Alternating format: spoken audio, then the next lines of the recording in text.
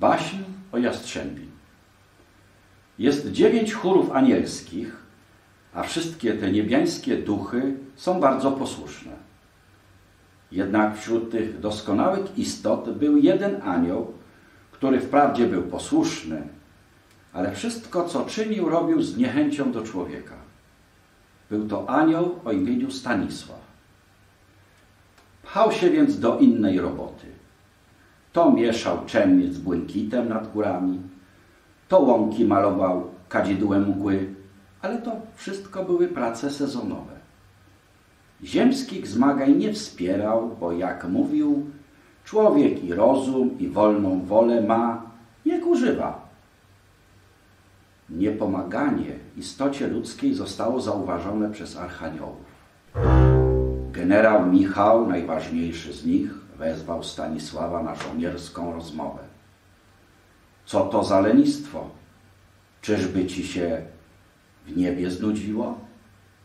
Pytał. Na to skruszony anioł odpowiedział, bo ja nie lubię ludzi. Lubię ciszę i spokój. Archanioł ustalił więc, że Staszek odpocznie i poczeka na czas, kiedy polubi ludzi. A poczekał więziony w pniu jodły.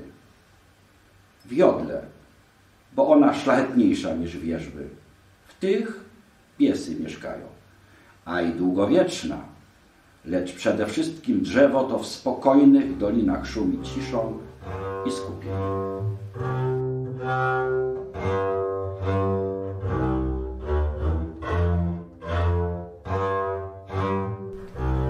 Drzewo, co się stało Staszka więzieniem, rosło pod górą Rosulec.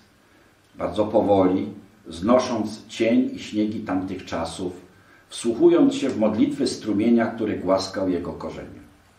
Minęło 300, a może nawet 400 lat w tym błogim spokoju, kiedy nagle anioł Stanisław poczuł, jakby nad jego głową ktoś dzwony kościelne rozkołysał.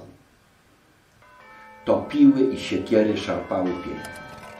Wrzeszczał z całej mocy, by dano mu spokój, ale nikt go nie słyszał. W końcu z ogromnym hukiem jodła runęła, a drwale okrzesali jej długą koronę z gałęzi. Pień był bardzo gruby i zdrowy. Aż 4 konie zrywały go, ciągnąc w dół potoku, a potem na podwórko gospodarza. Stanisław złościł się i miotał, ale nic nie mógł zrobić. Tak poczekał do wiosny, kiedy z jodły ściągnęli korę i zaczęli drążyć jej pień.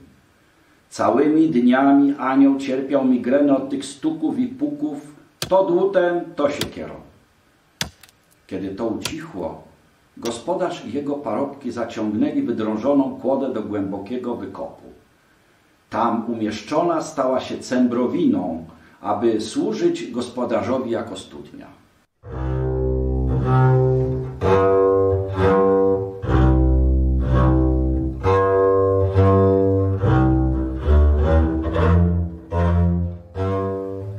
Stanisław lubił chłód źródła, który wypełniał teraz jego wydrążoną jodłę, ale co najmniej 2 razy dziennie o taflę wody uderzało drewniane wiadro. Żałował, że jako anioł nie może przeklnąć siarczyście. W sumie to nie musiał, bo wyręczał go w tym gospodarz, który ciągnąc powrósło z pełnym wiadrem, narzekał na swój los, na ciężką pracę. Staszek już nawet się przyzwyczaił i żeby człowiek szybciej wyciągnął wiadro i odszedł, popychał je skrzydłem ku powierzchni.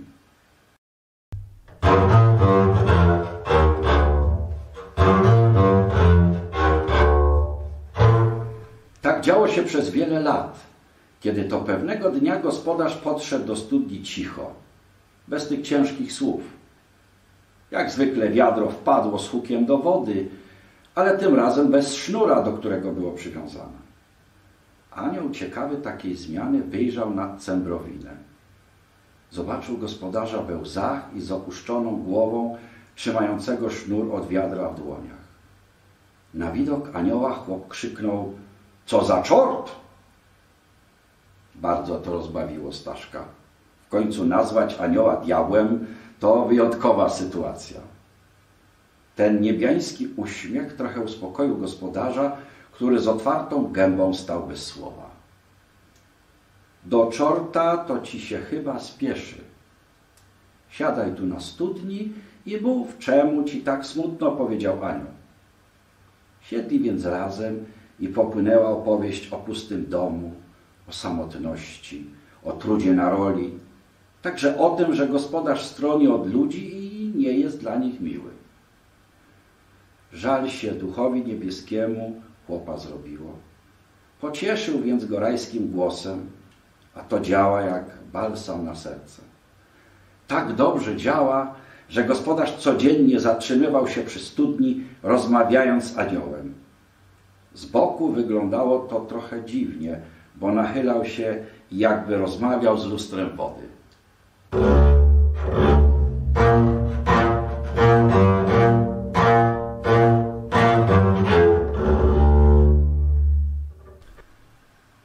Zobaczyła to osobliwe zjawisko sąsiadka gospodarza.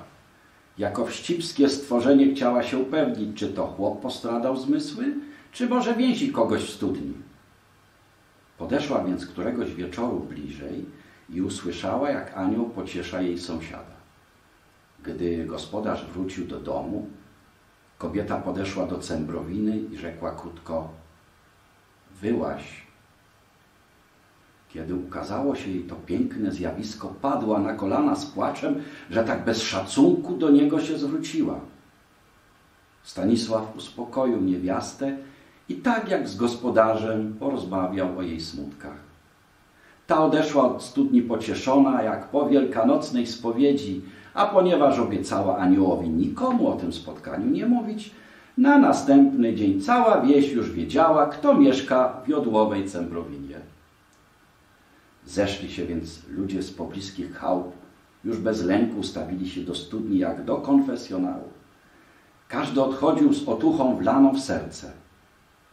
Jak łyk studziennej wody Stasiu chłodził bolące miejsca w duszach ludzi, a i on się sam do nich przekonał.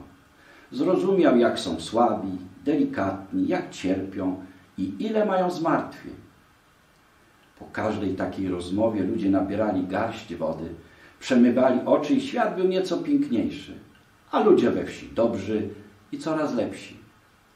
Nie podobało się to jednak gospodarzowi. Sam nie mógł dopchać się do studni, już nie tylko, żeby porozmawiać z aniołem, ale nawet, żeby nabrać wody. Na podwórku było gwarno i od rana do wieczora nie można było zaznać spokoju.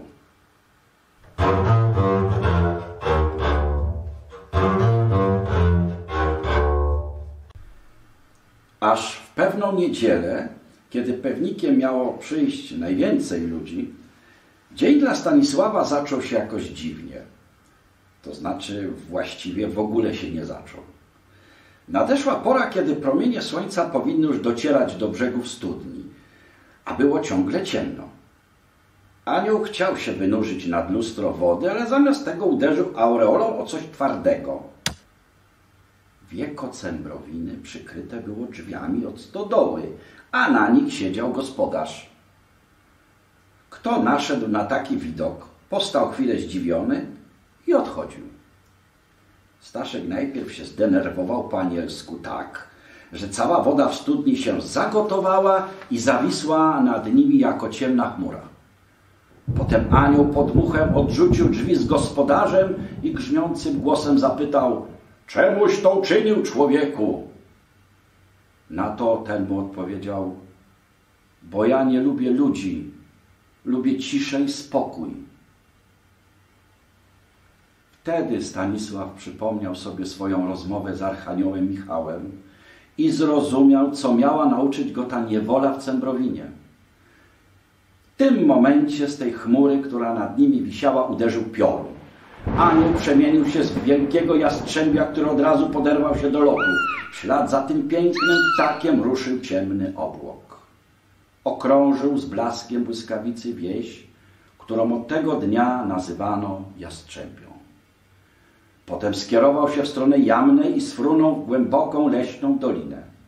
Ciemny obłok uderzył w ziemię i tam pozostał w postaci stawu o mętnej wodzie.